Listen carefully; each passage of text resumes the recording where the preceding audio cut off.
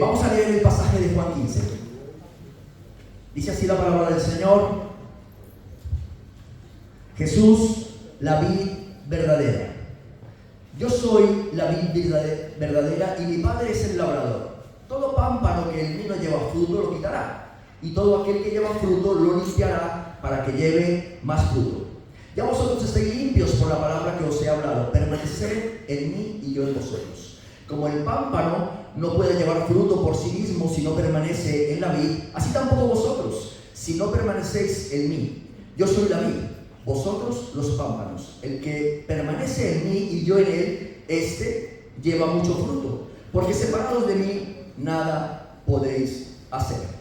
El que en mí no permanece será echado fuera como pámpano y se secará, y lo recogen y los echan en el fuego y arden. Si permanecéis en mí y mis palabras permanecen en vosotros, pedid todo lo que queréis y os será hecho.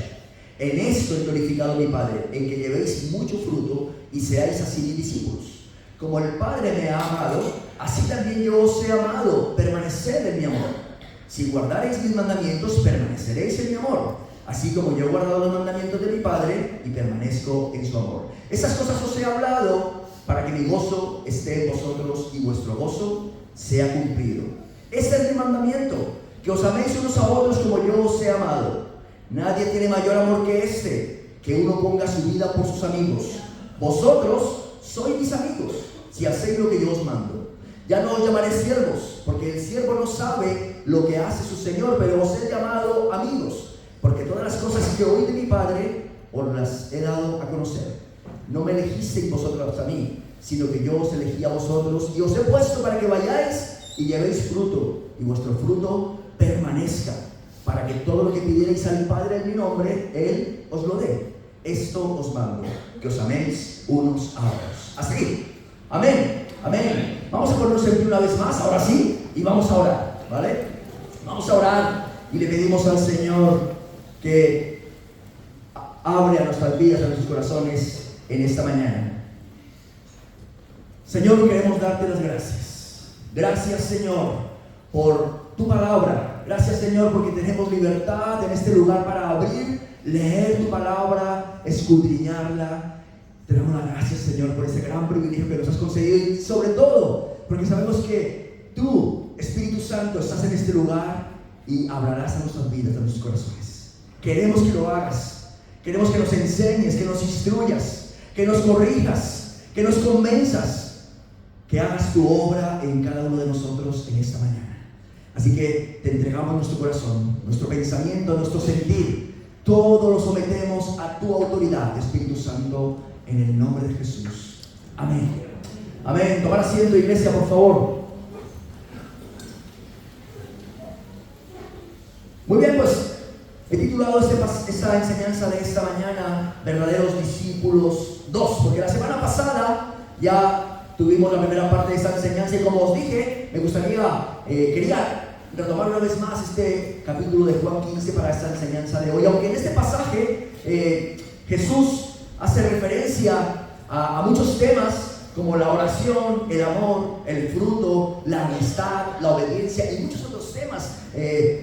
Habla Jesús a sus discípulos. Hay algo que es constante en este pasaje y es la palabra permanecer, ¿verdad? Cuando la leemos se repite constantemente, hasta 10 veces, y en distintos tiempos verbales se repite esta palabra: permanecéis, permanece, permanecer, permaneceréis, permanezco, 10 veces. Por lo tanto, aunque Jesús está hablando de muchos aspectos de los que podríamos estudiar y aprender, el verdadero centro de este discurso de Jesús es permanecer.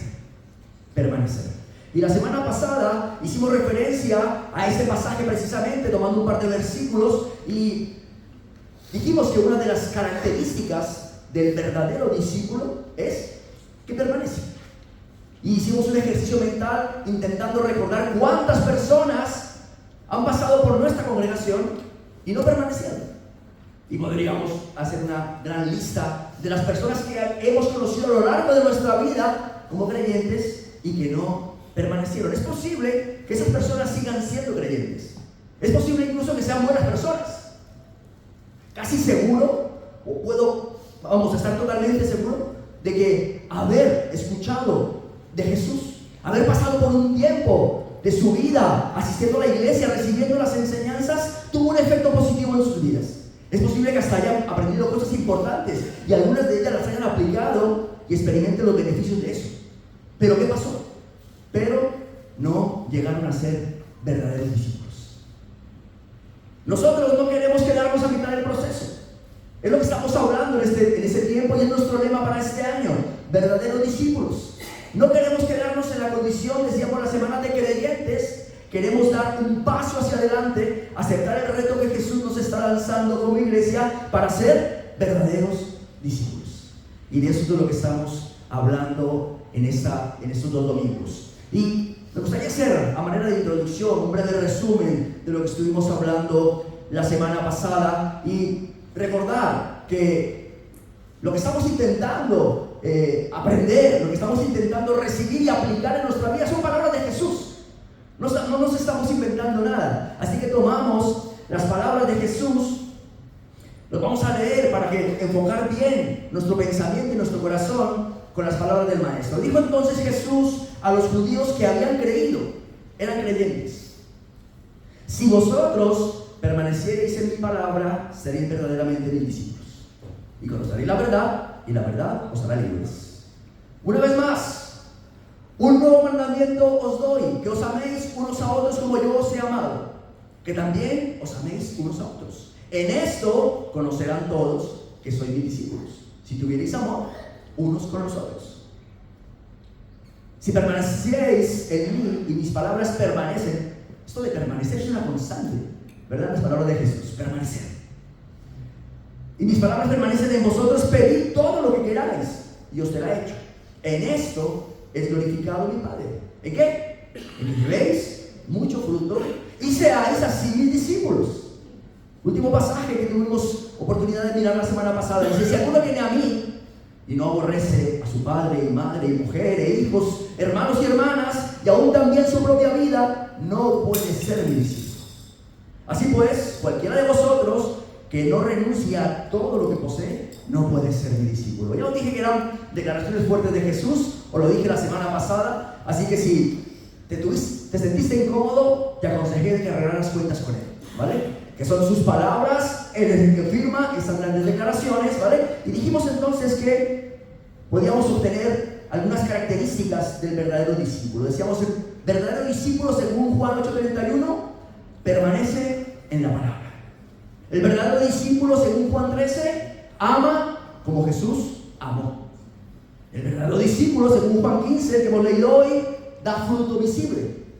Y un verdadero discípulo, según Lucas, es aquel que pone a Cristo como su máxima autoridad. ¿Os acordáis de esto? Hicimos un ejercicio además juntos. Y aquí os voy a pedir que os concentréis, ¿vale? Hicimos un ejercicio para intentar ser prácticos. Porque si queremos permanecer en la palabra, ¿cuál es la primera característica del discípulo? Permanece en su palabra. Y entonces os proponía un ejercicio que hicimos como iglesia y vamos a ver si vosotros lo hicisteis en casa. Dijimos que es necesario para permanecer en su palabra, leerla, memorizarla, amarla, vivirla, y hemos hecho el ejercicio de permanecer. A ver, ¿os acordáis de esto? ¿Quién sería capaz de decir esto de memoria? Salmos 19, versículos 7 y 8. Qué difícil, ¿verdad? Y mira que lo repetimos por lo menos 5 veces la semana pasada. Qué difícil es retener la palabra del Señor. Ahora, si yo te pregunto por una serie de televisión, vamos, la tendríamos ahí grabada con nombres de actores, cuándo nacieron, ¿verdad? Sabríamos exactamente cuándo empezó, cuándo terminó. ¿A que sí? Pero la palabra del Señor es bien difícil de retener. Requiere esfuerzo, requiere dedicación, requiere intención. Y es lo que estamos intentando potenciar aquí juntos, ¿vale? Y espero que nos sirva además como un reto personal para nuestra vida. Por lo menos vamos a aprender estos 2 versículos. ¿Qué decían estos 2 versículos? Dice: la ley de Jehová, ¿qué hace? Convierte el alma. El testimonio de Jehová es fiel, que hace sabio al sencillo. Los mandamientos de Jehová son rectos, que alegran el corazón. El precepto de Jehová es puro, que alumbra los ojos. Salmos 19, versículos 7 y 8. Y después de hacer ese ejercicio, juntos quisimos evaluar nuestro aprendizaje. Y lanzamos un par de preguntas. Lo acabamos de leer. Las preguntas son: ¿cómo es la palabra del Señor según lo que hemos leído? Perfecta. ¿Qué más? Pura, fiel. ¿Qué más? Uy, hay dos que son buenísimas. ¿Cómo? Bueno, esto no lo dice lo que hemos leído, pero también. Muy bien. Pues decíamos que un buen ejercicio para aprender versículos es decir: wow, voy a intentar retener, ¿no?, lo esencial del pasaje. Y decíamos que la palabra del Señor es perfecta, lo ha dicho alguien más, es pura también, es fiel, faltaba recta, ¿verdad? Nos faltó recta, fiel, pura. Y decíamos que además esa palabra del Señor, ¿qué hace en nosotros? Convierte el alma, hace sabio al sencillo, alegra el corazón y alumbra los ojos.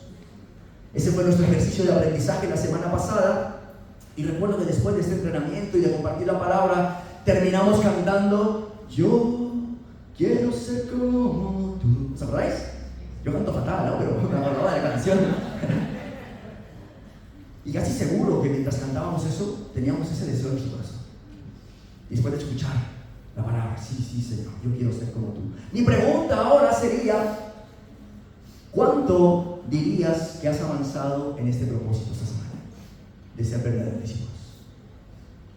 ¿Cuánto dirías si nos evaluásemos después de haber escuchado la palabra, de haber visto que son retos claros que Jesús nos deja, que verdaderamente vale la pena guardar la palabra del Señor porque convierte el alma, alegra el corazón, hace sabio al sencillo, alumbra los ojos, solo ella es recta, fiel, pura?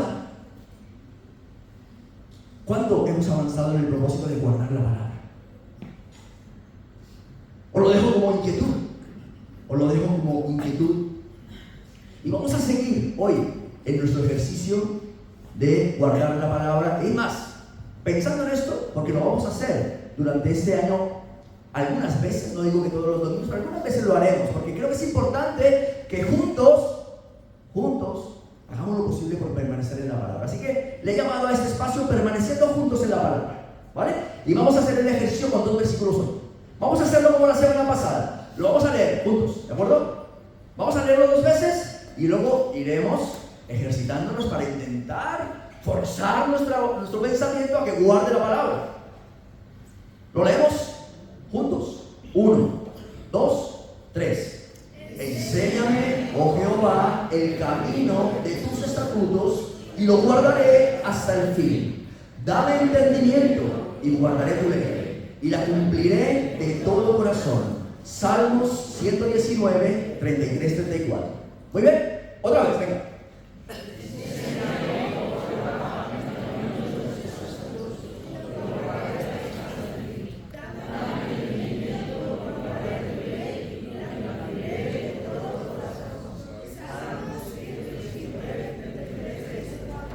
Muy bien, muy bien, muy bien. Bueno, lo de orar juntos lo tendremos que practicar más veces. Pero vamos bien, ¿vale? Bueno, vamos a hacer nuestro ejercicio. ¿Qué dice ahí? Enséñame, oh Jehová, el camino de tus estatutos y lo guardaré hasta el fin. Entendimiento y guardaré tu ley y la cumpliré de todo corazón. Salmo 119, versículos 3 y 4. Muy bien. ¿O la he puesto más fácil? ¿O la he puesto más fácil hoy porque he dejado las letras con las que inicia la palabra que deberíamos de completar, ¿verdad? Está un poquito más fácil. Muy bien. Avanzamos en nuestro proyecto. Enséñame, oh Jehová, guardaré hasta el fin. De todo corazón. Muy bien, hermanos. Bueno, esta es la clave.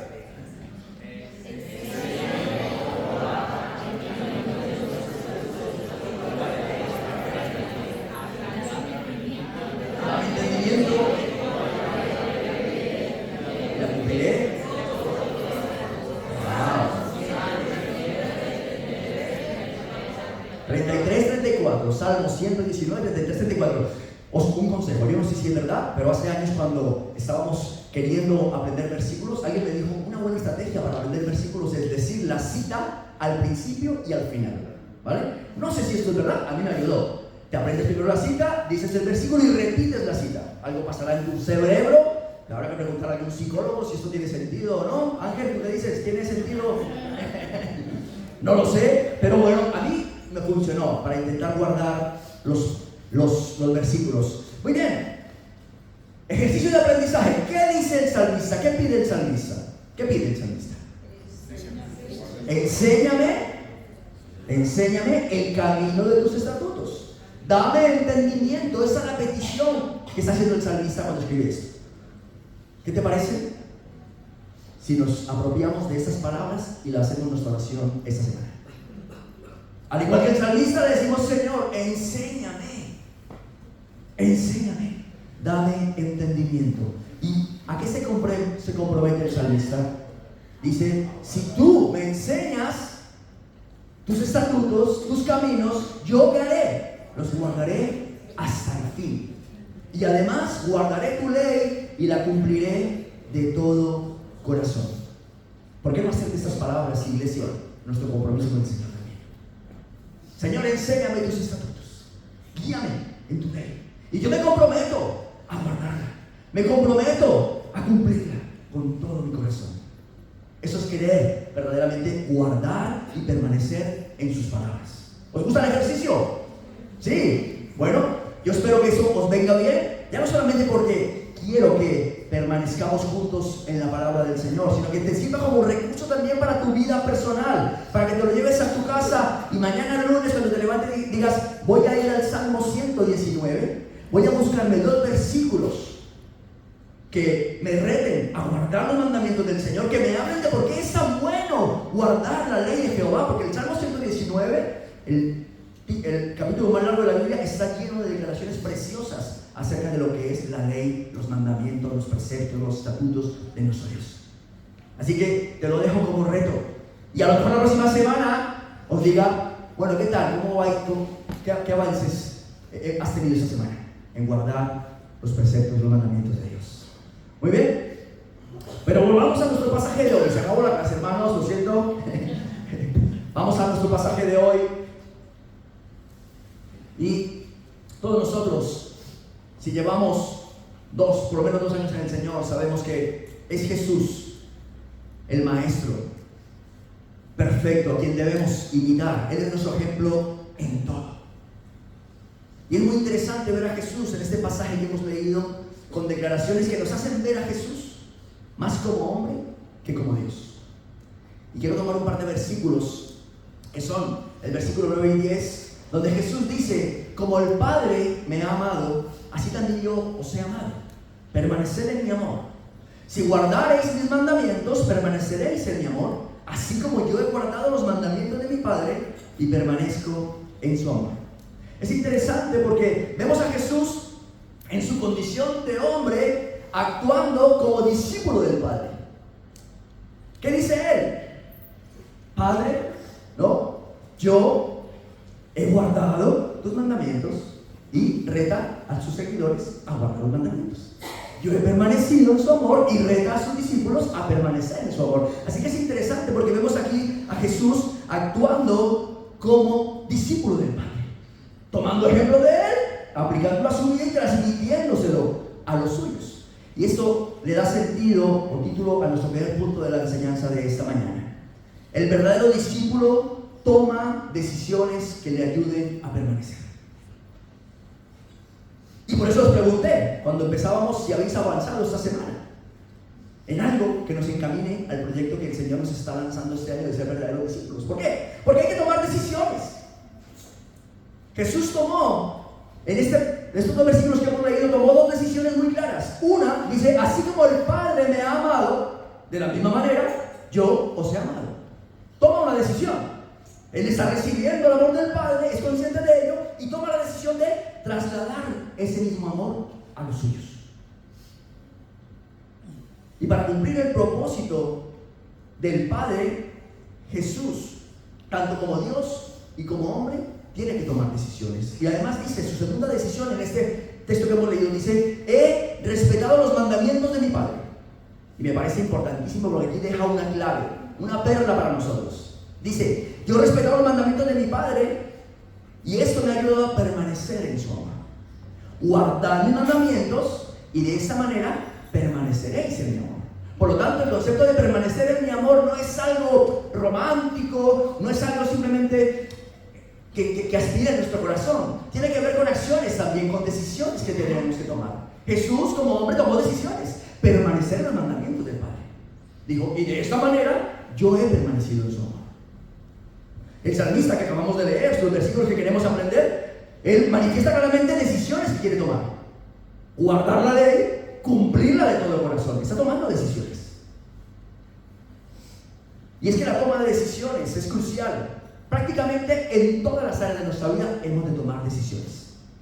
Es la forma en la que nosotros, como personas, o una familia, o una empresa, o una organización, transforma ideas o valores en hechos reales. Es la forma en la que transformamos objetivos, ¿vale?, información en acciones reales. Por eso es tan importante tomar decisiones. Porque si no, todo se queda en conceptos de vamos a hacer, wow, sería buenísimo hacer eso, qué bueno sería aquí. Si no tomamos decisiones prácticas, se queda en aspiraciones, en ilusiones, ¿verdad? No es una exageración decir que gran parte de lo que somos es el resultado de nuestras decisiones del pasado, ¿que sí? Gran parte de lo que somos hoy es el resultado de las decisiones que hemos tomado en otro momento. Los hijos, nuestros hijos, no solo aprenden por lo que les enseñamos de forma verbal, ellos aprenden mucho más cuando ven cómo se decide en casa. Cómo se resuelven los conflictos, qué decisiones se toman, cómo se prioriza, cómo se manejan las crisis, cómo se invierte el dinero, cómo se invierte el tiempo, qué lugar ocupa la fe. Y todo eso se hace en base a las decisiones que tomamos. Y Jesús tomó decisiones y nosotros hemos de tomar decisiones. ¿Cuántas veces nos hemos dicho, wow, si pudiese volver el tiempo atrás, lo haría de otra manera? ¿A qué digo? Si pudiese volver atrás, ¿por qué? Porque valoras que aquellas decisiones que tomaste no fueron las adecuadas, no fueron acertadas. Y daría lo que fuese por cambiar esas decisiones y hacerlas de otra manera. Porque eso cambiaría quizás tu presente. Así que vemos cómo Jesús toma decisiones claves para permanecer en el amor del Padre. Toma decisiones claves para guiar a los suyos. Y nosotros hemos de tomar decisiones si queremos ser verdaderos discípulos. Y desde el principio el Señor quiso que nosotros tomásemos decisiones. Mira lo que dice la Biblia en Deuteronomio. Dice, mira, yo he puesto delante de ti la vida y el bien, la muerte y el mal. A los cielos y a la tierra llamo por testigos hoy contra vosotros, que os he puesto delante la vida y la muerte, la bendición y la maldición. Escoge. Elección, decisión. Escoge pues la vida para que vivas tú y tu descendencia. Este pasaje de Deuteronomio es impresionante. Moisés está recordando al pueblo el pacto que el Señor hizo con ellos.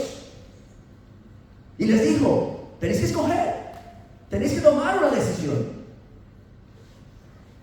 Porque decidir implica priorizar, marcar claramente cuáles son tus prioridades. El pueblo tenía que decidir entre la vida o la muerte. Siglos después, Jesús nos hizo el mismo ofrecimiento. Él dijo, yo soy el camino, yo soy la vida. Elige. Haz tu elección. Tienes que decidir algo. Yo tengo el descanso para vuestras almas, dice Jesús. Venid a mí. Pero decide. Pero tienes que decidir. Decidir siempre implicará renunciar a algo para elegir lo mejor.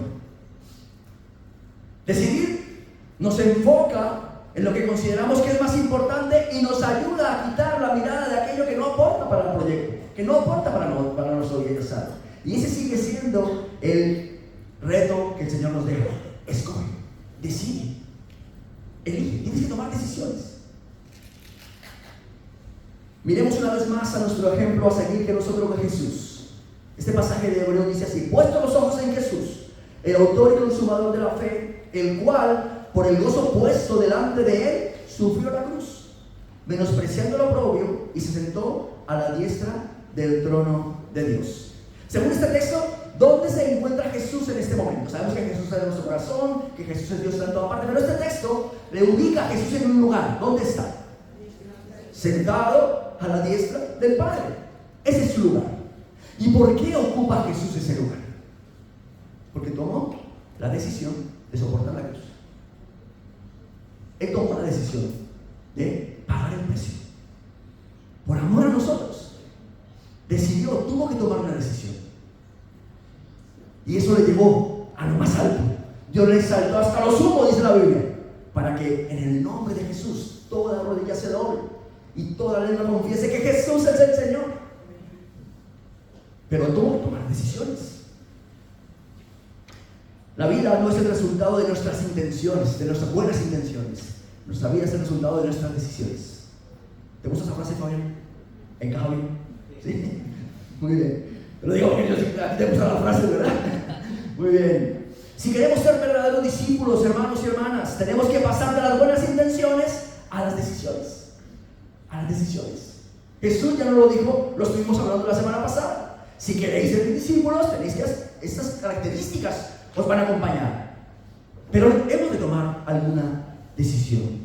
Jesús en su condición de hombre tomó decisiones, pero también en su condición de Dios lo hizo. Veamos el siguiente texto y volvamos a poner una vez más nuestra mirada en el Maestro. Filipenses dice así: haya pues en vosotros, hermanos, este sentir que hubo también en Cristo Jesús, el cual siendo en forma de Dios, no estimó el ser igual a Dios como cosa que aferrarse, sino que se despojó de sí mismo, tomando forma de siervo, hecho semejante a los hombres, y estando en la condición de hombre, se humilló a sí mismo, haciéndose obediente hasta la muerte y muerte de cruz. ¿Cuántas decisiones toma Jesús en este pasaje en su condición de Dios?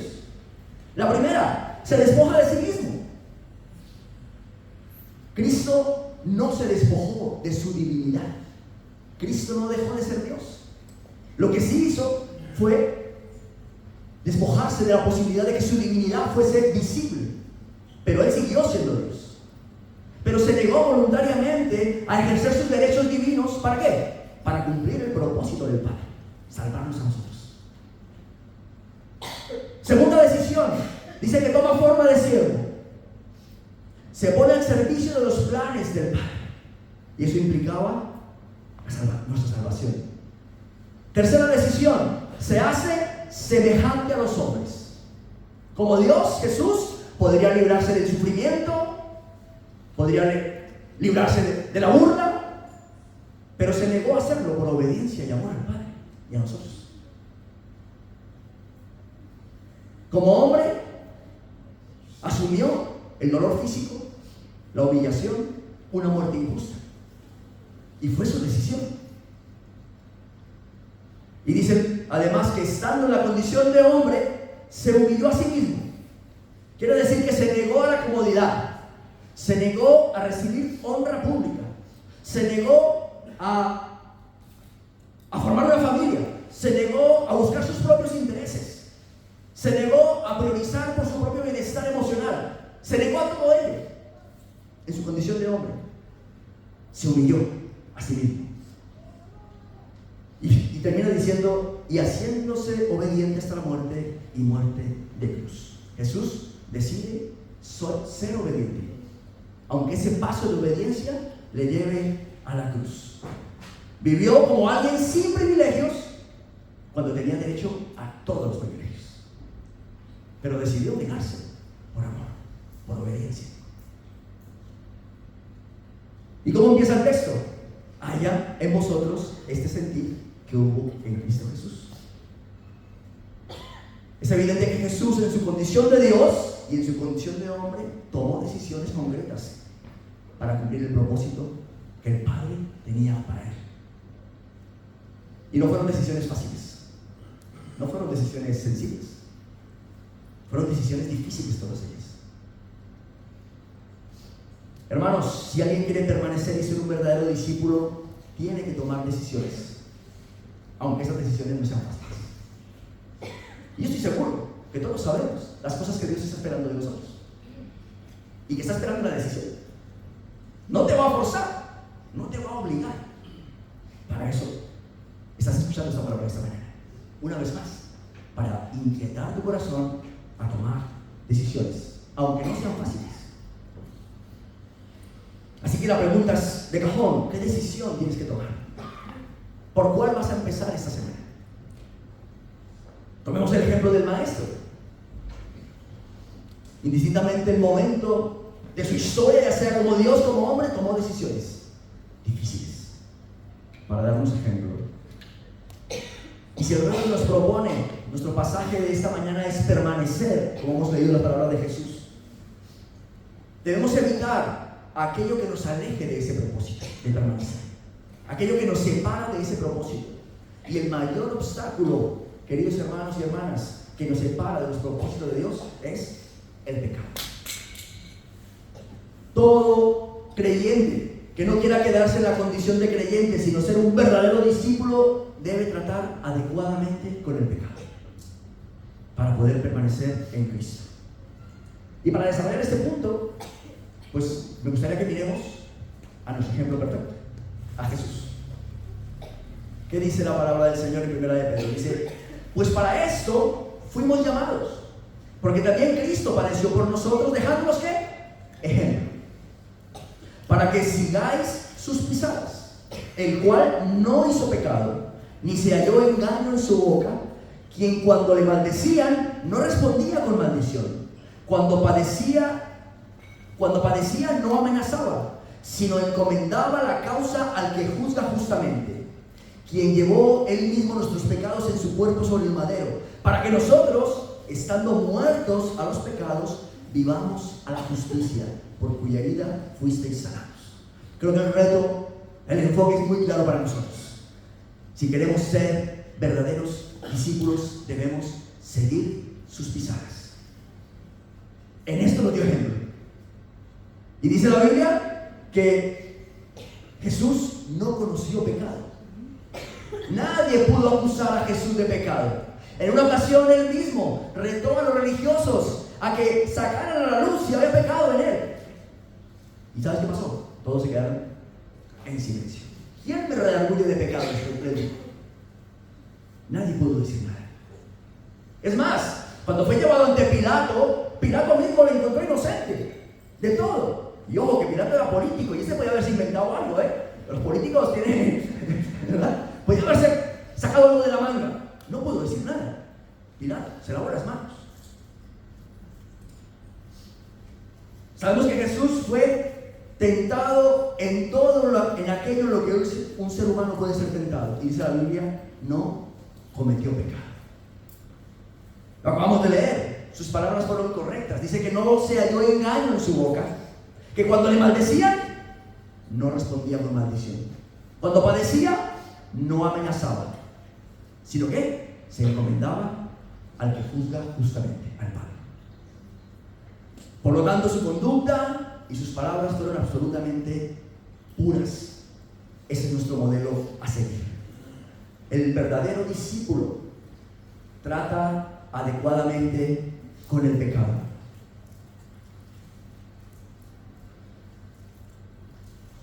Estamos, por supuesto, nosotros muy lejos de alcanzar ese nivel. Si somos sinceros, no hacemos uso correcto de nuestras palabras, y mucho menos cuando estamos bajo presión. ¿A qué no? Si somos sinceros, nuestras reacciones no son las adecuadas, y mucho menos cuando estamos en medio de la tentación. Mucho menos cuando nos aprieta el zapato, ya sea por la economía, por la salud, las relaciones, el hogar, el trabajo. Y Jesús estaba experimentando la mayor presión que puede experimentar un ser humano, siendo juzgado injustamente, siendo torturado, humillado, maldecido. No abrió su boca. Por el contrario, perdónalos, no saben lo que hacen. Pero nosotros estamos lejos de alcanzar ese nivel. Y lo que nos ha sucedido es que cuando hablamos de pecado, nuestra mente nos lleva a pensar en todos los actos horribles que hace la sociedad, todo lo malo que hace la gente que no tiene a Cristo, ¿verdad? Y nosotros nos sentimos libres de eso, pero la Biblia dice que nosotros no somos sin culpa. ¿Qué dice la Biblia?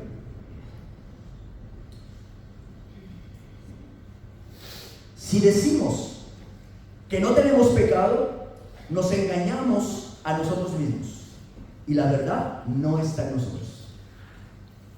Si confesamos nuestros pecados, Él es fiel y justo para perdonar nuestros pecados y limpiarnos de toda maldad. Por lo tanto, necesitamos, como verdaderos discípulos, no conformarnos simplemente con el hecho de que no vivimos como la sociedad pagana. La Biblia dice que tenemos un problema con el pecado. El pecado es un principio o una fuerza que está anidada en nuestro corazón, en nuestro ser interior, con la que debemos tratar adecuadamente. Está ahí. La Biblia dice que cuando nosotros llegamos a Cristo, Él nos libra de la esclavitud del pecado, pero también deja claro la Biblia que hemos de tratar adecuadamente a lo largo de nuestra vida con nuestros bajos deseos, con nuestras pasiones, con nuestros pensamientos, que no podemos relajarnos en ello. Hemos de tratar adecuadamente con eso. Por eso insiste la palabra del Señor: cuida, examina, corrige, dirige tu corazón, porque de Él fluye la vida.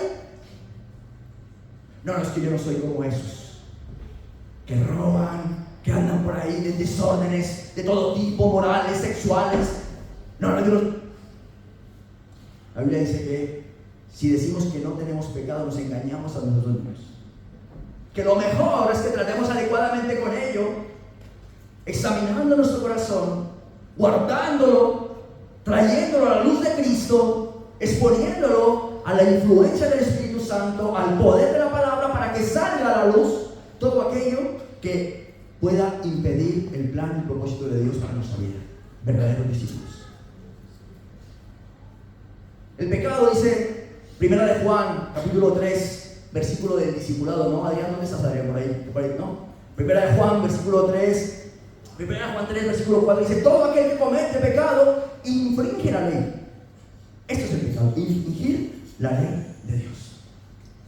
El pecado es una conducta indigna de un santo. Es interesante porque la Biblia nos llama santos a nosotros, ¿verdad? Cuando Pablo escribe a las iglesias, escribe a los santos en Cristo Jesús, en Éfeso, en Corinto, imagínate, la iglesia de Corinto, que era un caos, les llama santos. La Biblia dice que nosotros somos santos. Por favor, actuemos como tal. Ese es el reto. Un verdadero discípulo es alguien que ha entendido que ha sido separado, apartado por y para Dios. Por lo tanto, es santo, porque todo lo que le pertenece a Dios es santo. Su palabra es santa, su iglesia es santa. Si somos sus hijos, somos santos. Por lo tanto, ¿cuál es el reto para nosotros?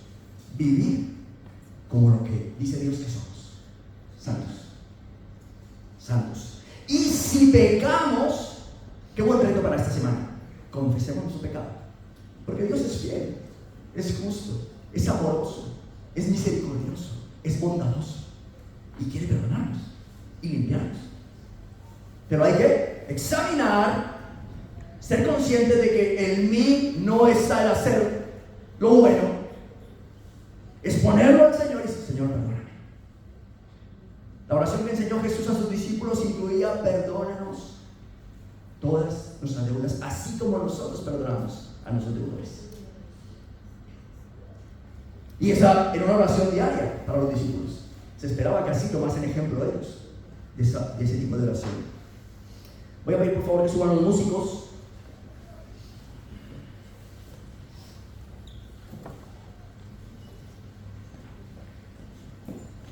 Así que un discípulo, un verdadero discípulo, toma decisiones. Un verdadero discípulo trata adecuadamente con el pecado. Voy a pedir por favor también que los hermanos y hermanas que nos colaboran repartiendo los símbolos de la mesa del Señor se preparen también, vayan pasando por aquí por favor.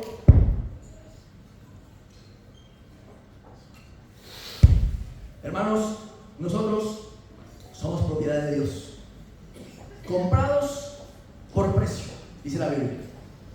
Y eso nos otorga una posición maravillosa. Santos, santos.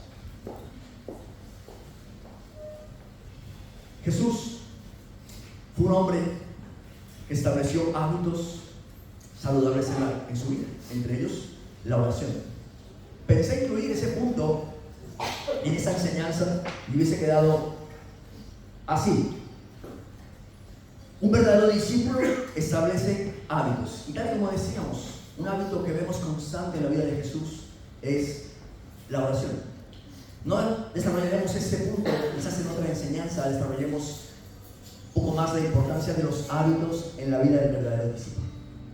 Pero quedémonos con lo que el Señor dice en esta mañana. Si queremos encaminarnos hacia el reto que el Señor nos propone, necesitamos tomar decisiones. Necesitaremos tratar adecuadamente con el pecado. Necesitaremos dejar de mirarnos con la idea de que los de fuera son los que pecan, los de fuera son los que hacen actos malvados, malos, ¿no? La Biblia dice que nosotros necesitamos el poder del Evangelio, el poder de la palabra en nuestra vida. ¿Por qué? Porque aún anida en nosotros, en nuestro interior, esa intención, ese deseo a la desobediencia a nuestro Dios. Y dijo el Señor: decidid hoy, ¿qué queréis? ¿La vida o la muerte? La paga del pecado, dice la Biblia, es la muerte. Mas la dádiva, el regalo que Dios nos hace en Cristo Jesús es la vida. Decidid hoy qué queréis. Y ese ha sido siempre el reto para nosotros, los seres humanos. Dios nos está ofreciendo la vida, Dios nos está ofreciendo el bienestar, Dios nos está ofreciendo su compañía, Dios nos está ofreciendo su respaldo, Dios nos está ofreciendo su comunión. Decidir vosotros, como le dijo hace siglos al pueblo. Decidir, tomar decisiones. Y quizás una de ellas puede ser: tratemos adecuadamente con el pecado. No basta con creer en Cristo, debemos vivir como Cristo, seguir sus pisadas como un clérigo. Un discípulo es un fiel imitador del maestro. ¿Y qué maestro tenemos, ¿Qué maestro tenemos? Permanecer. Si vosotros permanecéis en mis palabras, seréis verdaderamente mis discípulos. Si vosotros permanecéis en mi amor.